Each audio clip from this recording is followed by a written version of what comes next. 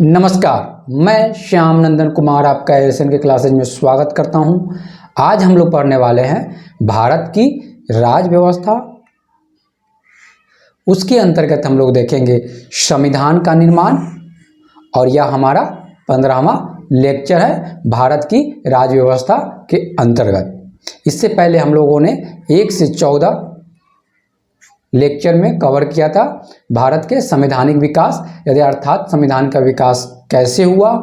उसके अंतर्गत हम लोगों ने देखा था 1773 से लेकर 1947 के भारतीय स्वतंत्रता अधिनियम तक हमने 1 से लेके 14 तक के लेक्चर में देखा था, जिसके अंतर्गत 14वां जो लेक्चर था हमारा वह टोटल एमसीक्यू बेस था,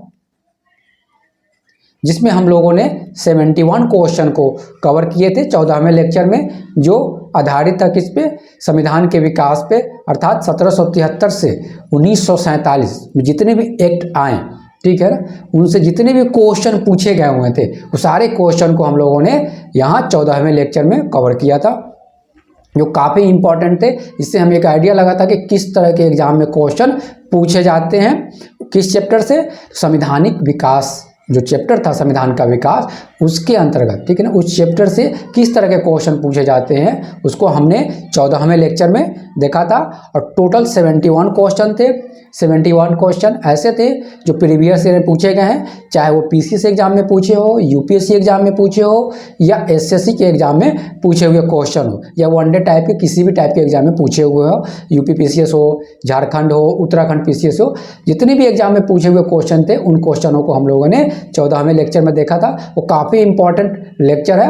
आप चाहें तो आप जाके प्रीवियस वाले भी डिस्क्रिप्शन में उसको दिया गया है लिंक, आप जाके चाहें तो उसको देख सकते हैं, और प्रीवियस वाले वीडियो जितने भी हैं उसको आप चाहें तो आप जाके वहाँ देख सकते हैं, या हमारे वेबसाइट पे www.snkclasses.com पे भी आप जाके ये सारे लेक्चर को आप देख सकते हैं। तो चलिए आज हम शुरू करते हैं अपने सेकेंड चैप्टर को, संविधान का विकास। उससे पहले हमेशा की बात ही, सबसे पहले हम लोग प्रीवियस ईयर का क्वेश्चन सॉल्व करते हैं जो हम लोग पढ़ चुके रहते हैं उसी पे आधारित। तो हम शुरू करते हैं अपने पहले क्वेश्चन से। हमारा पहला क्वेश्चन है, ब्रिटिश ईस्ट इंडिया कंपनी ने चाय के व्यापारिक एकाधिकार को खो दिया। 1793 के चार्टर एक्ट द्वारा, 1813 के चार्टर एक्ट द्वारा, 1833 के चार्टर एक्ट द्वारा, 1853 के चार्टर एक्ट द्वारा। ये क्वेश्चन जो पूछे हुए हैं वो पूछा हुआ है यूपीपीसीएस 2015 में, ये क्वेश्चन पूछे हुए हैं। आंसर कीजिए। हमारा करेक्ट आंसर है 1833 के चार्टर एक्ट द्वारा।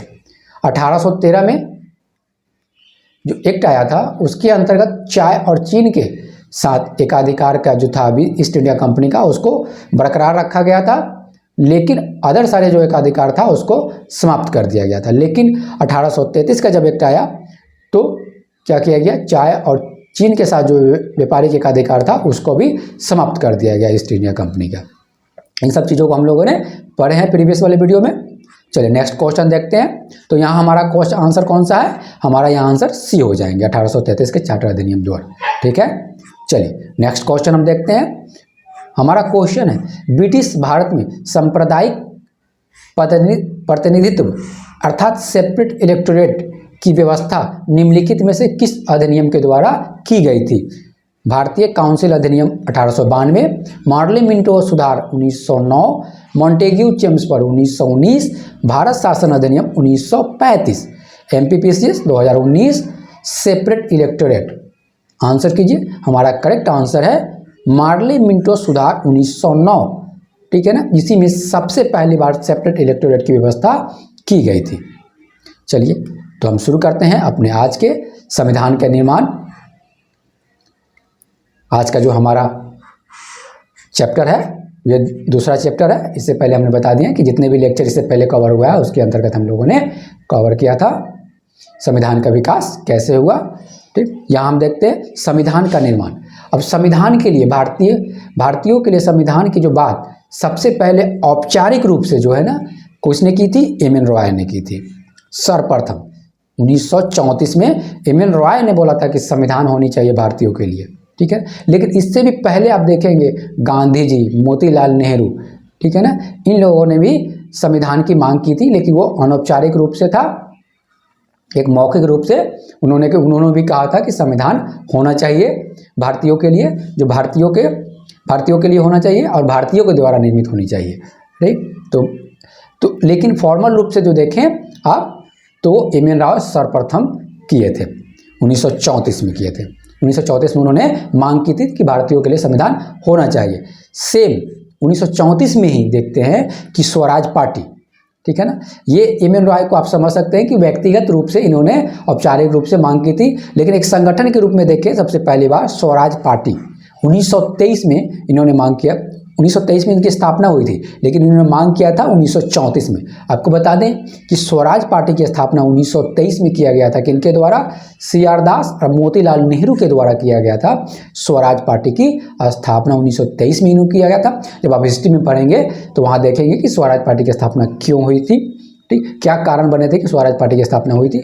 लेकिन हमें यहाँ पॉलिटी के अंतर्गत पढ़ रहे हैं तो हमें सिर्फ देखना है यहाँ कि इन स्वराज पार्टी ने भी 1934 में जो है ना संविधान सभा की मांग की थी।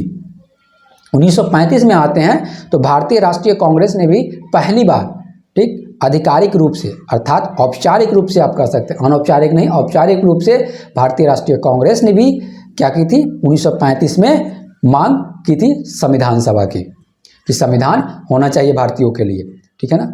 1940 में आते हैं, अब अंग्रेजों ने क्या क्या इनिशिएटिव लिया, ये सारे तो डिमांड भारतीयों की तरफ से हो ही रहे थे, या व्यक्तिगत रूप से हो या संगठन के रूप में हो। लेकिन 1940 में देखते हैं अगस्त प्रस्ताव में, ठीक है ना, अगस्त प्रस्ताव में भी संविधान की बात की गई थी, भारतीयों के संविधान के लिए कि बात की गई थी कि भारतीयों के लिए भी एक संविधान सभा होगी जो संविधान का निर्माण करेगी और वह भारतीय के द्वारा निर्मित किया जाएगा, ठीक। लेकिन आपको अगस्त प्रस्ताव जो देखते हैं इसमें बहुत सारे प्रावधान थे, उसमें से एक प्रावधान जो था संविधान के बारे में भी था कि संविधान सभा बनेगा, भारतीयों के द्वारा बनेगा, ठीक है ना, भारतीयों के द्वारा बनाया जाएगा संविधान सभा और वह संविधान का निर्माण करेगी। लेकिन इस अगस्त प्रस्ताव को आप देखें तो मुस्लिम लीग और कांग्रेस दोनों ने इसका बहिष्कार कर दिया, ठीक है ना। बहुत सारे कॉज थे इसको बहिष्कार करने के लिए, ठीक। यहाँ पॉलिटी के अंतर्गत देखना है तो सिर्फ हमें पॉइंट ये लेना है कि अगस्त प्रस्ताव में भी बहुत सारे प्रावधानों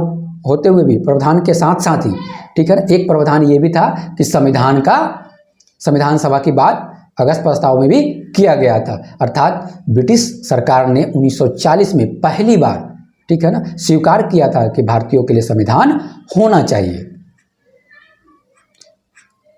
फिर अब आते हैं 1942 में। 1942 में फिर आप देखते हैं कि बात की गई जिसके क्रिप्स मिशन के द्वारा, आपको ये डेट याद रखना है, काफ़ी इंपॉर्टेंट है। 1940 में अगस्त प्रस्ताव आया, 1942 में क्रिप्स मिशन आया, दोनों में संविधान सभा की बात की गई भारतीयों के लिए। इसमें बात क्या किया गया, एक निर्वाचित संविधान सभा द्वारा भारत के संविधान का निर्माण करने की प्रस्ताव था। इन्हें बात किया गया कि द्वितीय विश्व युद्ध के बाद, ठीक है ना, यह व्यवस्था इन्होंने की, प्रावधान किया गया था कि द्वितीय विश्व युद्ध के बाद ऐसी व्यवस्था करेगी ब्रिटिश गवर्नमेंट कि भारत जो है ना अपना खुद का संविधान बनाए और वह भारतीयों के द्वारा बनाया जाएगा। लेकिन इसमें भी बहुत सारे प्रावधान थे। एक प्रावधान था भारतीय संविधान का, संविधान सभा का एक प्रावधान इसमें भी था, ठीक है ना। लेकिन बहुत सारे इश्यू पे जो थे मतभेद होने के कारण कांग्रेस और मुस्लिम लीग दोनों ने इसको भी अस्वीकार किया। तीसरा हम देखते हैं कि कैबिनेट मिशन 1946 में कैबिनेट मिशन ये आया, ठीक है ना। आपको डेट याद रखने हैं, 1940, 42, 1946। 1946 में कैबिनेट मिशन आया, ठीक। इसी के आधार पर, कैबिनेट मिशन के आधार पर ही भारतीय संविधान सभा का निर्माण किया गया है, ठीक, किया गया था। यह कैबिनेट मिशन जो आया वह द्वितीय विश्व युद्ध के बाद आया। आपको बता दें कि 1945 तक के द्वितीय विश्व युद्ध समाप्त हो गया था। द्वितीय विश्व युद्ध के बाद 24 मार्च 1946 को दिल्ली आया कौन, कैबिनेट मिशन। इनमें यह 3 सदस्यीय मिशन था, इसमें 3 मेंबर थे। कौन मेंबर थे, लॉर्ड पैथिक लॉरेंस इसके अध्यक्ष थे। काफ़ी इंपॉर्टेंट फैक्ट है, याद रखना है, एग्जाम में पूछे गए हैं, ठीक। आपको याद क्या रखना है, अगस्त प्रस्ताव कब आया, 1940। उसके बाद आप देखें क्रिप्स मिशन 1942 और कैबिनेट मिशन आया 1946 में आया। इसके में 3 मेंबर थे। मेंबर कौन थे, जो इसके अध्यक्ष थे लॉर्ड पैथिक्स लॉरेंस, और 2 इसके मेंबर थे Stafford Cripps and A V Alexander. काफ़ी इंपॉर्टेंट है, एग्जाम में कितने बार पूछे गए हुए हैं, ठीक है ना। कब आया, तो ये 24 मार्च 1946 को आया।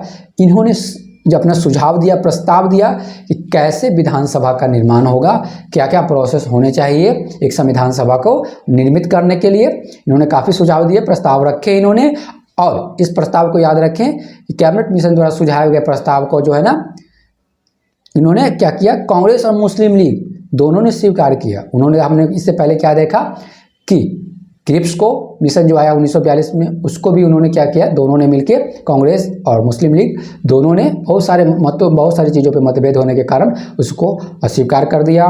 उसके बाद अगस्त प्रस्ताव आया, उसको भी अस्वीकार कर दिया, ठीक। लेकिन कैबिनेट मिशन को क्या किया गया, दोनों ने इसको स्वीकार किया।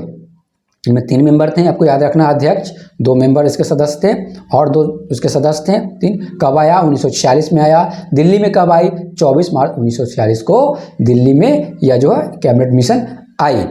अब आपको याद रखने सबसे इंपॉर्टेंट पॉइंट कि कैबिनेट मिशन के आधार पे ही भारतीय संविधान सभा का गठन किया गया था। ये काफ़ी इंपॉर्टेंट पॉइंट है कि भारतीय संविधान सभा का गठन किस मिशन या किस प्रस्ताव के अंतर्गत किया गया था, तो वो किया गया था कैबिनेट मिशन प्रस्ताव के अंतर्गत किया गया था। तो ये थी संविधान के निर्माण से जो चैप्टर है उसके अंतर्गत ये पहला लेक्चर, और मिलते हैं नेक्स्ट वीडियो में और देखते हैं कि कैबिनेट मिशन में क्या क्या प्रस्ताव किए गए थे और कैसे संविधान सभा का इस प्रस्ताव के बाद जो है, इस प्रस्ताव में जो सुझाव दिए गए थे उस सुझाव के आधार पे जो है ना, ये क्या क्या सुझाव दिए गए थे इसमें और कैसे संविधान सभा का निर्माण किया गया, तो देखेंगे नेक्स्ट वीडियो में। तब तक अपना ख्याल रखें, धन्यवाद।